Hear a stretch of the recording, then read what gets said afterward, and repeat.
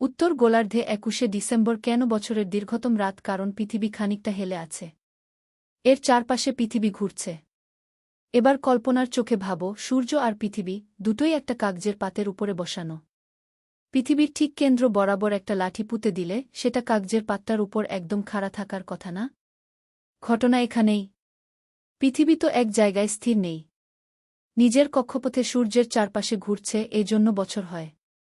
আবার নিজের অক্ষ মানে মাঝের লাঠিটাকে কেন্দ্র করেও ঘুরছে, এজন্য দিনরাত হয়।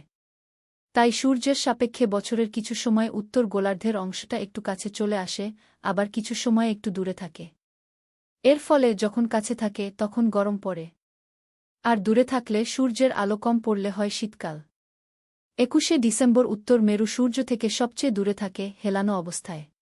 তুমি যদি সামান্য ছায়া পাওয়ার জন্য কোনো সমুদ্র সৈকতে ছাতা হেলিয়ে ধরো, ঠিক সেরকম। গ্রীষ্মকালে উত্তর মেরু সূর্যের দিকে মুখ করে থাকে। ফলে আমাদের দিন দীর্ঘ এবং রাত ছোট হয়।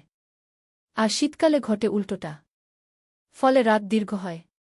২১শে ডিসেম্বর উত্তর গোলার্ধ সূর্য থেকে সবচেয়ে দূরে, এ কারণেই দীর্ঘতম রাত। গ্রন্থনা মহসিন আলী আঙ্গুর, সম্পাদক ও প্রকাশক মুজিবনগর খবর.com, মেহেরপুর।